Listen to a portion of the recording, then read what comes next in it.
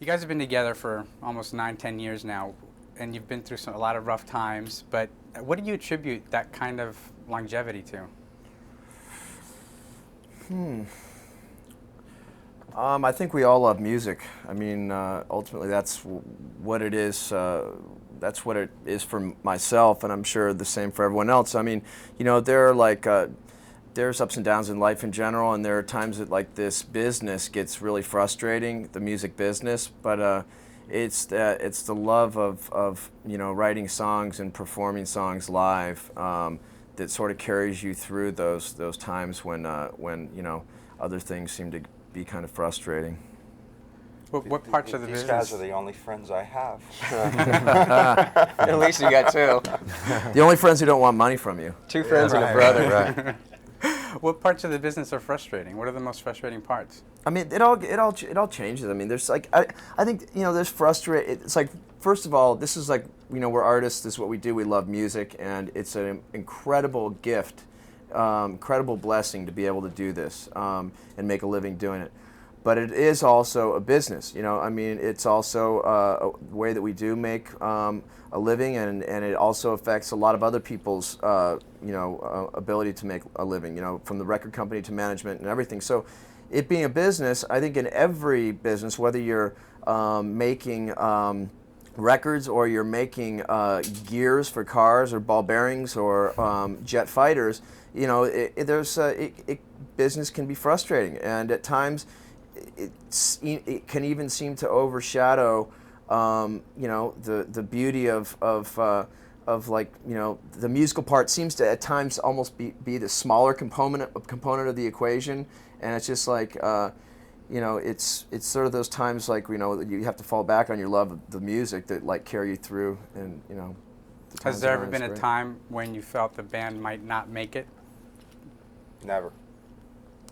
Never a doubt. I think we knew from day one that I had my concerns about my friend next to me here at times, but never the band. you know, I think from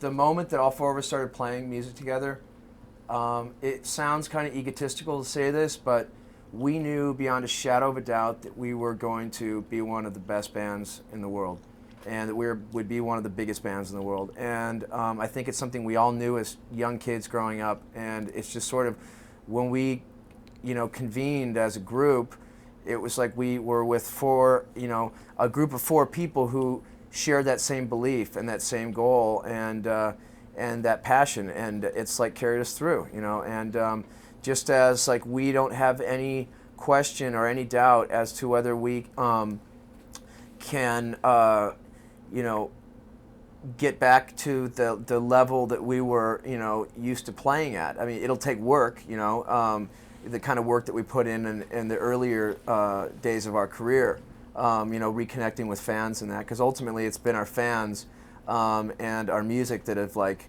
carried us through and allowed us to not be a band that just sort of like dissipated and disappeared. I mean, we are very fortunate to have a catalog and a library of songs and albums that have like stood the test of time, and I think it's our the songs we write and the way that we perform on live that is attributed to that. You bring up an interesting point about reconnecting with the fans, because when you released the last album, number 4, a wonderful album by the way, it was at a time where you guys couldn't do the touring that's usually necessary to support an album. Are there any regrets in releasing the album when you couldn't follow up and get on the road? And I think at the time Scott was ready to go to jail. Is anybody ever really ready to go? I'm not ready. I knew it was going to happen. He knew it was going to happen. We all knew it was going to happen, but you know, we had talks about it, and we just all agreed that let's put it out, because we thought he was going to be in for about a year, and luckily he got out much earlier. And holding on to the album until you guys were ready was not an option. It was an option, but it's not one we wanted. We just said this music was kind of reflecting how we felt last year, so it was just in our hearts to put it out immediately and not sit on it for 9 months to a year and get sick of it. Yeah, and I think also, luckily, you know, the situation just sort of worked out, you know, really for the best for all of us. I mean, of course, we would have liked to have seen the record stay at, you know, #1 or in the top 5 for you know, months. But I mean, that's really unrealistic. I mean, you know, it's like you know, a car runs on cylinders unless like all the cylinders to this, you know, engine are firing. It really, you know, it really can't work the way it's supposed to. You know, but I think it's like our fans who are so hungry to see us play live and to start doing shows again that have created the environment where there's that enthusiasm for setting up this ability that we are doing, where we're really relaunching the record, you know, and kind of like doing what we would have done had the situation been different. But, you know, it to wasn't. say something that, I mean, it's just, to be asked these questions, it's just so, in the scheme of things, you know, do sales really regulate the integrity of the music? You know, it's That's a good question. it's a record that we're living, we're breathing. It's very close to our hearts and souls, and it's just a contribution, man. And did you have the option to do this? And it was just like, man, this is just a body of work that we did, and have at it. You know, it's quite simple. You know what I mean? Well, let me ask you specifically about the record. Now, it's #4 seems to be a bit of a harder, more hard rock kind of album compared to the last album before it. Was that a conscious effort to make the sound a little bit tougher What than do it you think was of that, in the last Robert? record? I think we're just, I think we had a lot of time to really accumulate a bunch of different songs. And I think during that time we had a chance to maybe think about what STP epitomized to all of us, personally and as a group. And I think the songs that made the record were the result of that. And there could have been, you know, a choice of 30 other songs. Right. Because, I mean, collectively we had probably 40 songs that we were working on, working out and getting through and going through. And I think what is on that record, it kind of says this is what we kind of felt at the time should be the 4th STP record. Right. Right. Now, speaking of the specific songs, how much does a song's commercial potential play when you're writing the music for a new album? Do you guys consider that at all? Or do you It's so. If anything, I think we joke about it more or less because you really can't formulate anything like that. So sometimes we joke around about how crappy something might be or how successful it might be on the radio. We're all very, very fond of pop too. You Yeah, know, there's, we're all, there's definitely a conscious. cannot deny the pop. There's definitely a conscious effort, I think, to write the best song as possible. Right. Yeah. And you know, I think that is something that fortunately comes pretty natural for the 4 of us. Yeah, I also think that, you know, on all of our records, there are like songs that, you know, we know beyond a shadow of a doubt, beyond like album-oriented radio stations, which are really a dying breed, that there are like certain songs that will never get played on the radio, but they are what give the color and the substance to the albums that we make. And then we know, like, there are like magic moments when we write other songs and we know that it's gonna be something. And there's nothing wrong with that either, because you know, still today, you know, that is, the radio is the #1 way that fans get to connect with you know, the artist, and so it's great when our songs get played on the radio a lot. You know, I don't feel that we've ever been the kind of band that is like felt bad about having hits. You know, I mean, the Beatles were the kings of hits. You know, they were like the kings of pop radio. They've had more hits than anybody, and they were probably the greatest band, you know, in the history of the world. Sometimes it feels unfortunate that there's such a narrow array of music and songs being played on the radio when there's so many great bands. So much just You know? great music, you know. Why do you think that is? Why do you think that radio avoids You know playing? what? Just get in your car and drive across America. You'll see. That's the- And you'll see. You know, we're such creatures of habit, and you know what Scott was saying earlier about the music business. Now it's now more than ever, since we've really been involved in it, it's just so, the integrity is surely gone, and the great bands that are out there that need to get on the road and have support behind them in that sort of atmosphere where they need to spend months on the road and maybe not make it on their first single, maybe things start to pick up on the second and third single, maybe even things pick up for them on the second record. Those days don't exist, man. It's all about... They don't have any chance to. It's all about now, do that.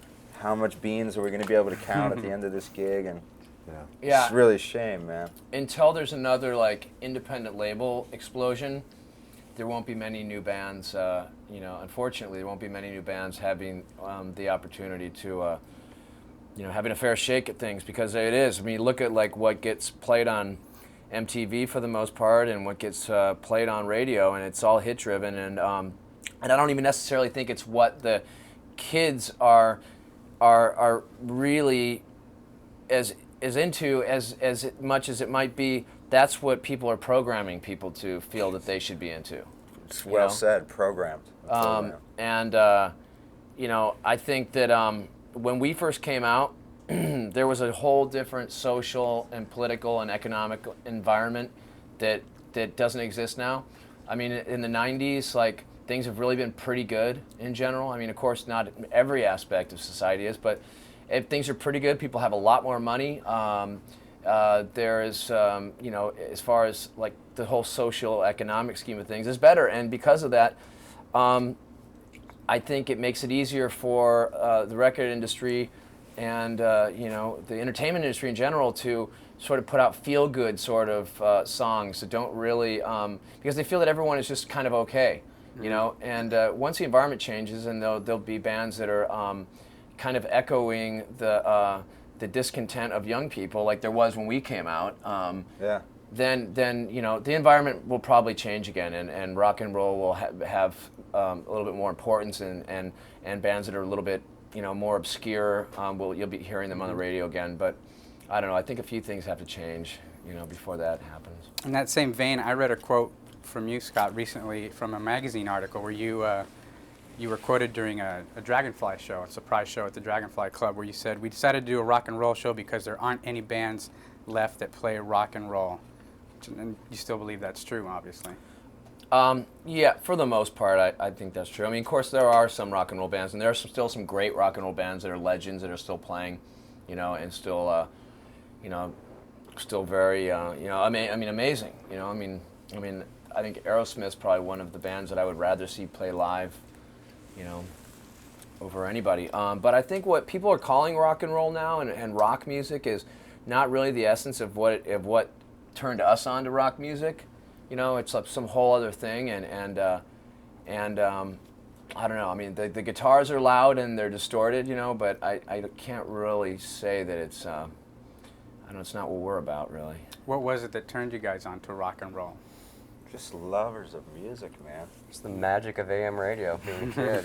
Yeah. It's incredible. Just hearing songs and learning the words and the melodies. And Yeah.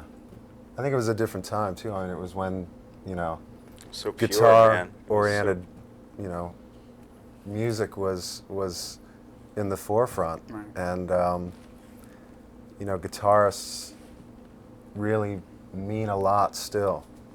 And plus in our households, your parents, your dad, and our brothers and sisters, Robert and I, older brothers and sisters, the things that we were being subliminally fed first-handed, our little sponge minds, just absorbing Hendrix and the Doors and Spanky and our gang and Mamas and the Papas, and I can go on and on. Beatles, Beach Boys. Yeah. I mean, if you just Stones. look at someone like Jimmy Page and Jimi Hendrix, there's just two people, but you look at the body of work just with those two people. Yeah. And the contribution that they made. I mean, it's pretty inspiring. Yeah, and they weren't just known for like the color of their baseball cap, you know what I mean?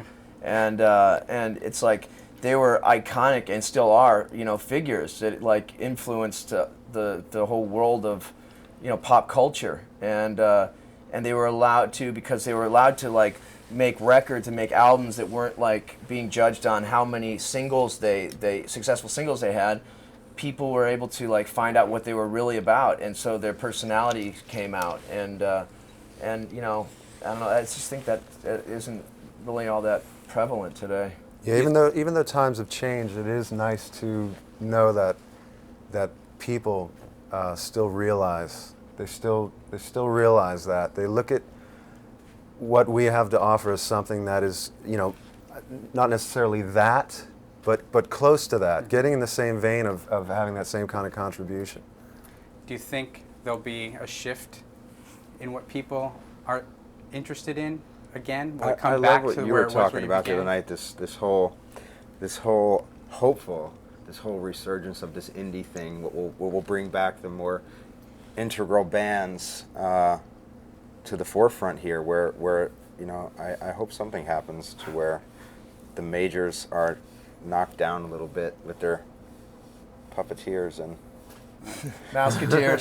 Mouseketeers, right? Well, Scott, there's been quite a bit written about and in the press about your recent troubles that you've had with the law and with drugs and all that stuff.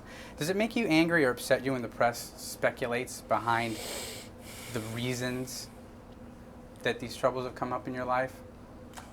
Not really, no. You know what, I kind of have sort of become accustomed to that, and also I've sort of bought into the idea that, you know what, just like let them say what they want, man, and just keep on talking and talking and talking, and you know, then keep, whether it's bad or good, whatever, you know, it always has a positive effect on our record sales. So we're always the last to find out about it, it seems. you know, whatever. I mean, it's just, you know, it comes with the territory, you know, and Part of the gig. yeah. How much does your songwriting reflect your personal struggles? A lot, you know, and not just my struggles, but I guess, you know, life's a struggle. So I mean, there were songs on number 4 that, you know, the words that I wrote, you know, a lot of those were actually written about the breakup of my marriage, you know, and I mean, that's a struggle, you know, just as addiction is a struggle. You know, You ain't writing about fluffernutter sandwiches. No, no. You know, and that's like that's the reality of where you know, I mean, just like the reality of where I was, and when we wrote and recorded Core, was, you know, I was a like 22, 23-year-old young man who was like dissatisfied and was just barely made it out of my teens and still felt like not very worthy and kind of worthless and sort of but really angry that I felt that way and not knowing really why I did. Very poor. Yeah, very poor. You know, I mean, and that's when we were definitely eating a lot of fluffernutter sandwiches. Yeah, that was. And The trick was actually peanut butter and jelly and tortillas. That was the, yeah, flour tortillas. You trick. taught me That that was one. Robert's Yeah. specialty. Yeah. yeah. So- Make that for everyone. And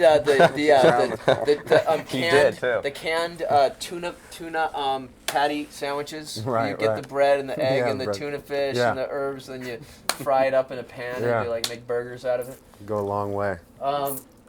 We actually ate that stuff like that on our first tour because we didn't have money for a bus, so we drove, you know, through the country several times in a little RV. That must have been awful. And no, it was actually amazing. It was a lot of fun. You know, it really isn't the, it's really not the amount of money that you make and like, you know, what you're able to obtain in life, because ultimately you kind of get to a point where you find out that like achieving those kind of destinations are not what make you happy. That like the whole idea of the destination is that what makes you happy is once you find out what really makes you happy, you'll find that it's the journey that you're on. Right. Well said. Well said. There's one song in particular on number 4 that seems to be particularly revealing, which is PRUNO, at least to me. And there's one particular line in it, which is, "I got another hit that held me the last time, don't you know what I mean, boys." What is that song addressing? Actually, with that, I mean, you could take that as meaning like, you know, a drug reference, or you could take it like, and I sort of like left it to be, you know, determined however, you know, one would want to determine it. But really what I was kind of like relating to was like a hit, a slap from the judge, which I was given, you know, a few times until I left him no other options but to, you know, put me in jail. What a wonderful thing to do with somebody with an addiction problem. Yeah.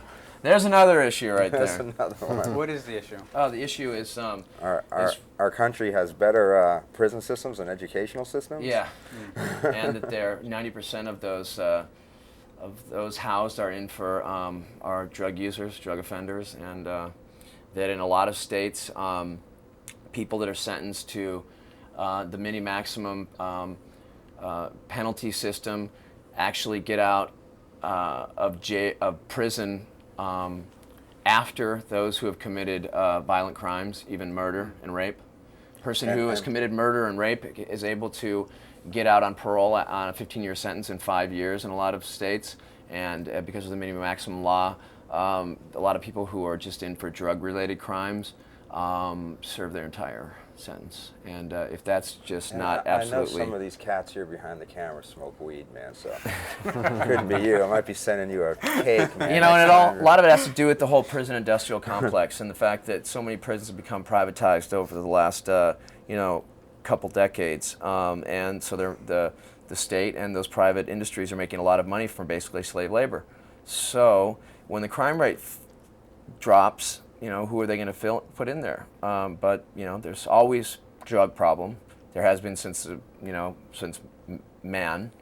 You know, I mean, the Chinese have been smoking opium for thousands of years, and the Romans and the Greeks, you know, have been alcoholic for thousands of years. So there's always going to be drug problems, and, you know, why not penalize the people that have an illness rather, you know, and put them in, let them work in the labor factories called penitentiaries. Very true.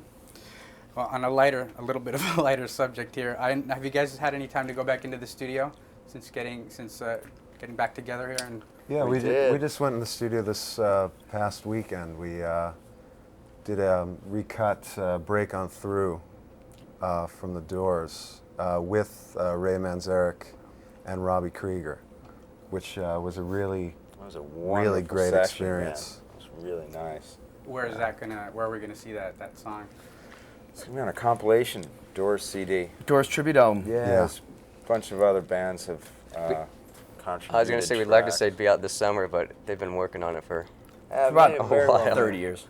Yeah. Like 3 years we've been working on it. 30 years. But it was really, you know, I mean, I think an amazing honor for all of us. I mean, it really, especially was for me. I mean, because, you know, like Jim Morrison is been such a huge influence on my approach to singing, and you know, a lot of it has to do with the fact that I'm a baritone as he was, and just the sexuality that and the anger that he was able to like show within his you know, in his voice and on those songs. Like I was totally intrigued by him. I mean, as much as I was also intrigued by his you know, him as a character. And so I always remember thinking, like, back in like the late 80s, you know, right around that time when like the, you know, people got turned on to the Doors again because of the movie and that, and thinking like, I mean, if I could have ever imagined that, you know, that we would be performing with like man. surviving Doors members doing a Doors song, I Really would have beautiful. shat myself. And it was really, really nice to see, you know, Robby's progression as a musician, where a lot of cats from his era just really stayed in their own little world and never really progressed. And Robby, he's playing better than ever, man. He's great, great player. That's And fantastic. it's really nice to see, you know. Can we expect to see you guys perform that when you guys hit the road? I don't know. We're Maybe tonight. Maybe Who knows? tonight. Maybe sooner than you think. If we can Maybe get those sooner guys than you cheap. think. Actually, when are we going to go play? Let's go sound check, man. Very soon. Last question I'll ask you. Okay. What do you think is the biggest misconception about Stone Temple Pilots right now?